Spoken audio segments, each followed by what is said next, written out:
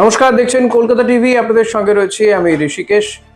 নেতাজি সুভাষচন্দ্র বসুর নামে ছিল রাস্তার নাম, আর সেই নামই রাতারাতি বদলে হয়ে যায় শ্যামাপ্রসাদ মুখার্জির নামে। তারপর আবার সেই রাস্তার নাম হলো নেতাজি সুভাষচন্দ্র বসুর নামে। এমনকি শ্যামাপ্রসাদ মুখোপাধ্যায়ের নামে সেখানে গেরুয়া বোর্ডও বসে গিয়েছিল। কিন্তু কেন এমন হঠাৎ সিদ্ধান্ত বদল?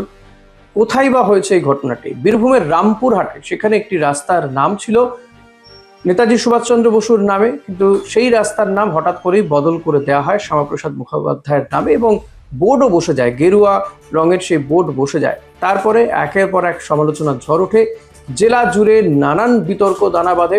আমরা দেখেছি গত প্রায় এক মাসের মতন ধরে যে বিজেপির সাংসদ অনন্ত মহারাজ, তিনি যে নেতাজিকে নিয়ে যে বক্তব্য রেখেছিলেন, যে বক্তব্যতে নেতাজি অপমানিত হয়েছে এমনই কিন্তু বিভিন্ন মাধ্যম থেকে বলতে শুরু করা হয়। কিন্তু তারপরও দেখা যায় বহু মানুষ এই অনন্ত মহারাজের যারা অনুগামী বা যারা মনে করেন যে অনন্ত মহারাজ ঠিক বলছেন, সেই সপক্ষে তারা ফেসবুকে বা বিভিন্ন মাধ্যমে পোস্ট করতে থাকেন।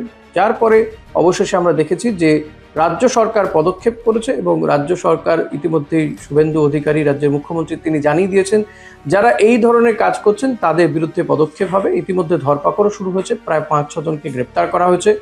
খোদ অনন্ত মহারাজ তিনি নিজে দুঃখ প্রকাশ করে ভিডিও করেছেন। এবং তারপর দেখা যাচ্ছে এই যে বীরভূমের রামপুরহাটে যেই রাস্তার নাম শ্যামাপ্রসাদ মুখোপাধ্যায়ের নামে করা হয়েছিল, যেটি কিনা আগে ছিল নেতাজি সুভাষচন্দ্র বসুর নামে, সেই রাস্তার নামে আবার বদল করা হয়, এবং ওই শ্যামাপ্রসাদ মুখোপাধ্যায়ের নামে যে গেরুয়া বোর্ডটি ছিল সেই বোর্ডটি কিন্তু তুলে দেওয়া হয়েছে। চাপে পড়ে এই ধরনের সিদ্ধান্ত নিতে হয়েছে বলে মনে করছে জেলা সিপিএম নেতৃত্ব।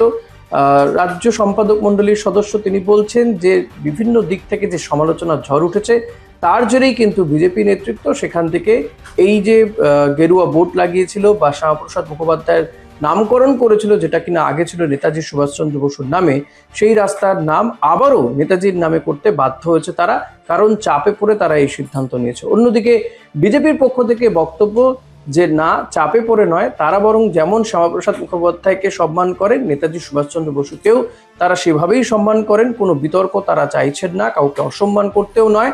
তাই এই রাস্তার নাম যেমনটি ছিল সেটাই রাখা হলো, অর্থাৎ নেতাজি সুভাষচন্দ্র বসুর নামে ছিল রাস্তার নাম, সেটাই রাখা হলো বলে তারা জানিয়েছেন, কোনো চাপের কাছে নতি স্বীকার করে নয়।